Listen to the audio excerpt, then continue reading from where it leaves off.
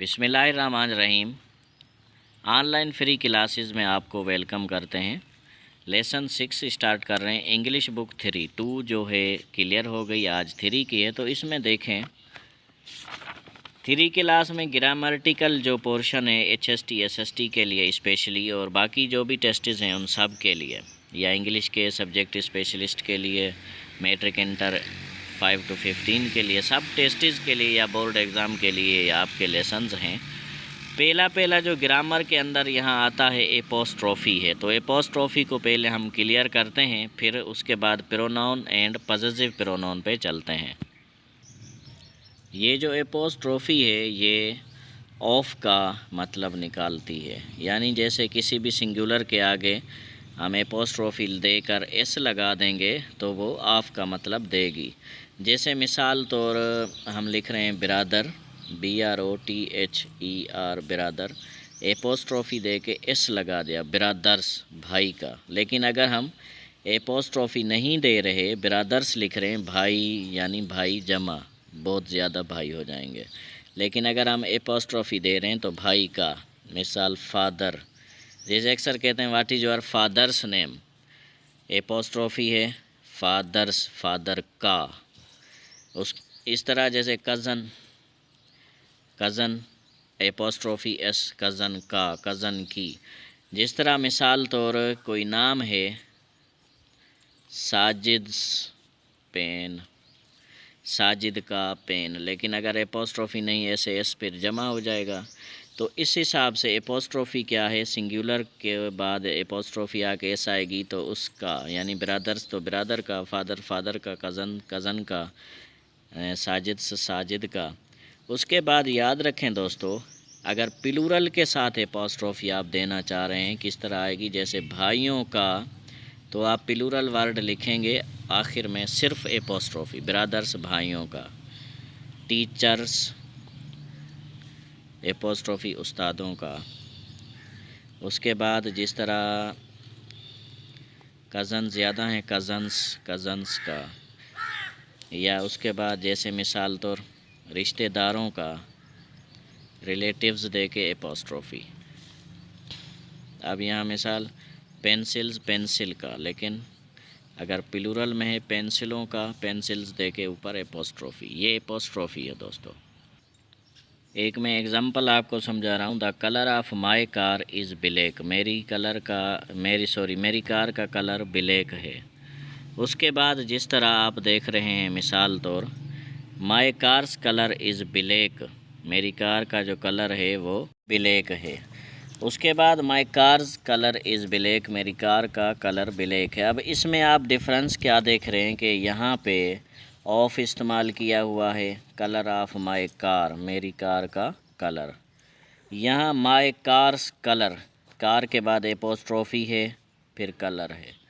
अब फ़र्क आप समझ गए होंगे, कौन सा फ़र्क, ये फ़र्क के एपोस्ट्रोफी ऑफ की मीनिंग देती है, यानी माई कार्स कलर इज़ ब्लैक, मेरी कार का कलर ब्लैक है।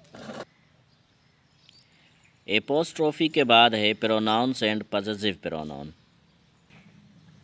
अब प्रोनाउन है, प्रोनाउन तो आप ऑलरेडी पढ़ चुके हैं, हम क्लासेस में भी ऑलरेडी करा चुके हैं कि जो प्रोनाउन है ये नाउन की जगह पर इसलिए इस्तेमाल होता है क्योंकि नाउन की रिपीटेशन को अवॉइड करने के लिए, यानी बार बार एक नाम इस्तेमाल हो। मिसाल तो हम कह रहे हैं, मिसाल जैसे असलम आ रहा है, असलम जा रहा है, असलम खाना खा रहा है, असलम बस स्टॉप पे जा रहा है। तो बार बार इस असलम असलम को, यानी रिपीटेशन से बचने के लिए हम क्या इस्तेमाल करते हैं, हम इस्तेमाल करते हैं प्रोनाउन। यानी असलम आ रहा है, वो खाना खा रहा है, अब वो पानी पी रहा है, और अब वो बस स्टॉप पे जा रहा है। यानी नाम एक बार, उसके बाद प्रोनाउन। तो प्रोनाउन इस्तेमाल क्यों करते हैं, नाउन की बार बार रिपीटेशन से अवॉइड करने के लिए।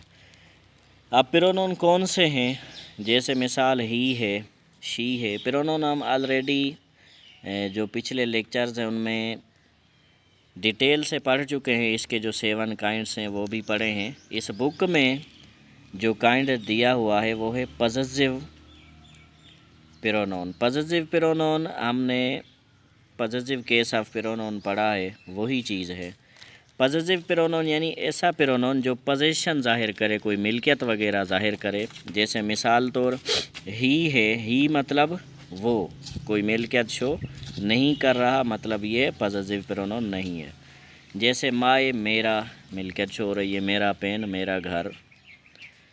उसके बाद यूअर, तुम्हारा, मिल्कियत शो हो रही है, तुम्हारा घर बहुत खूबसूरत है वगैरह।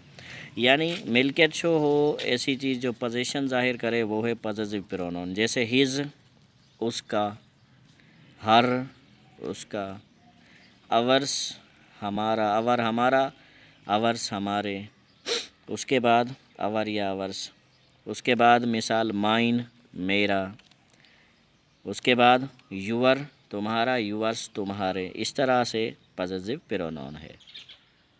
उसके बाद इम्परेटिव सेंटेंसेस हैं। इम्परेटिव सेंटेंसेस हम करेंगे, इसके एक्टिव और पैसिव भी पढ़ेंगे, फिर आगे चलेंगे। अब यहाँ पे देखें इम्परेटिव सेंटेंस। इम्परेटिव सेंटेंस ऐसे सेंटेंस को कहा जाता है जो ऑर्डर शो करे, रिक्वेस्ट शो करे, एडवाइस शो करे। यानी ऐसा सेंटेंस जिसमें ऑर्डर किया जाए या रिक्वेस्ट की जाए या एडवाइस दी जाए, वो क्या है? वो है इम्परेटिव सेंटेंस। किस तरह? जिस तरह आर्डर हैं, जैसे मिसाल आर्डर हैं, हुक्म है, कम ऑन, इधर आओ। उसके बाद जिस तरह हम कहें ड्रिंक वाटर, पानी पियो। उसके बाद ब्रिंग द वाटर, पानी ले आओ। उसके बाद जिस तरह हम कहें put on the table, table पे रखो, put on the table, table पे रखो। इस तरह ये क्या है? आर्डर हैं। या जैसे कहें सिट डाउन, बैठ जाओ, इस तरह हुक्म दिया जाए। उसके बाद दूसरा क्या है? रिक्वेस्ट। रिक्वेस्ट में आपको पता है यही सेम सेंटेंसेस प्लीज़ का ऐड होगा। प्लीज़ कम हेयर, यानी लहजे में भी फ़र्क। यहाँ कम हेयर, कम ऑन, जैसे हम कहते हैं इधर आ। दूसरा है मेहरबानी करके इधर आ, इधर आइए, ये रिक्वेस्ट है। कम ऑन, इधर आओ, ऑर्डर है। प्लीज़ कम ऑन, मेहरबानी करके इधर आओ, ये रिक्वेस्ट है। ड्रिंक वाटर, पानी पियो, ये ऑर्डर है। प्लीज़ ड्रिंक वाटर, ये रिक्वेस्ट है। समझ गए आप? Please bring the water, please put on the table, please sit down, ये रिक्वेस्ट है। एडवाइस क्या है? अब वो एडवाइस चाहे रिक्वेस्ट में हो या ऑर्डर में हो, पर एडवाइस से मुराद के कोई ऐसी चीज़ जो दूसरे के लिए फ़ायदा हो। जैसे ऑलवेज़ स्पीक ट्रुथ, हमेशा सच बोलो, एडवाइस है। ड्रिंक क्लीन वाटर, साफ़ पानी पियो। अब ये हुक्म में आ रहा है, अगर वो प्लीज़ ड्रिंक वाटर फिर भी एडवाइस में शो हो रहा है। यानी ऐसे सेंटेंसेस जो ऑर्डर, रिक्वेस्ट या एडवाइस शो करें, उनके इम्परेटिव सेंटेंस कहा जाता है। अब चलते हैं इसके पैसिव पे। अब इम्परेटिव सेंटेंस है जैसे do it, punish him, Palak the flowers. इसको पैसिव में करेंगे। याद रखें, एक्टिव में जब हम करते हैं वर्ब प्लस सब्जेक्ट और एडवर्ब और नाउन आता है। पैसिव में जब करेंगे तो इसकी स्ट्रक्चर है, सबसे पहले आएगा लेट, LET, लेट। उसके बाद सब्जेक्ट, यानी यहाँ पे जो चीज़ होगी। उसके बाद बी, ये भी पैसिव का अपना है। उसके बाद मेन वर्ब, यानी ये जैसे डू है, पनिश है, पलक है, थर्ड फॉर्म में आएगा। ठीक है। अब पहले क्या इस्तेमाल करेंगे? लेट, ये लेट।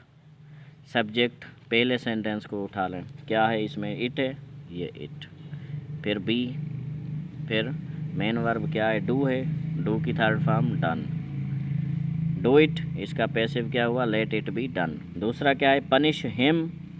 यहाँ जब आएंगे पैसिव में, स्ट्रक्चर कह रहा है पहले लेट लगाओ, हमने लगाया।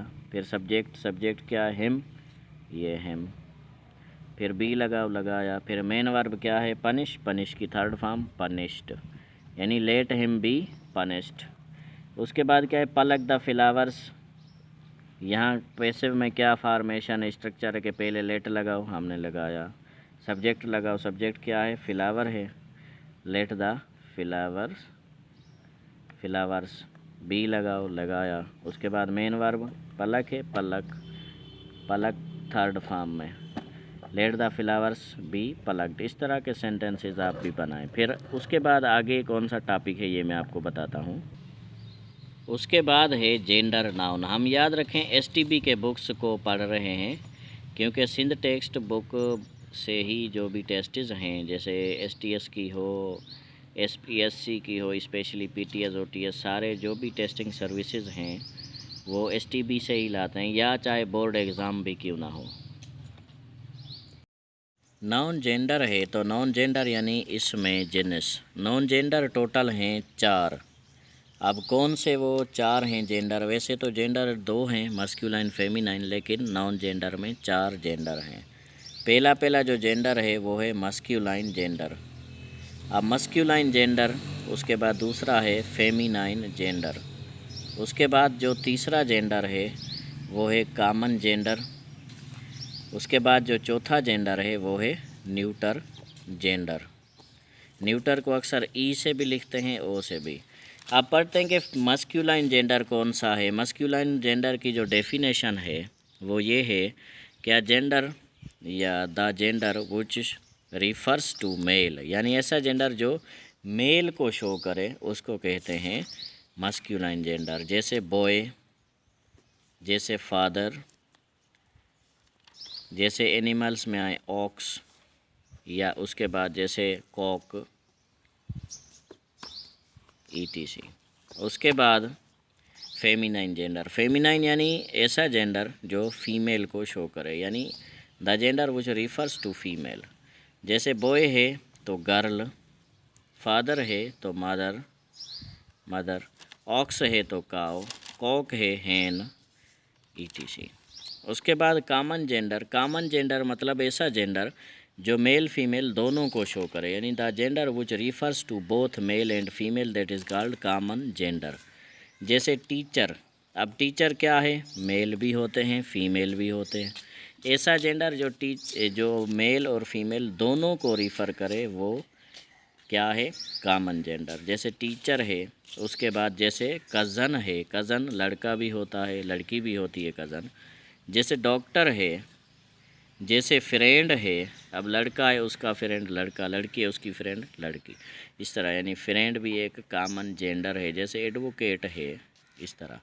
उसके बाद जैसे न्यूटर जेंडर, यानी ऐसा जेंडर जो नॉन लिविंग थिंग्स को शो करे, the gender which shows non living things. ऐसा जेंडर जो बेजान चीज़ों को शो करे, जैसे पेन, जैसे बुक, जैसे लाइट, जिस तरह मिसाल तौर डेस्क, ये कौन सा जेंडर है?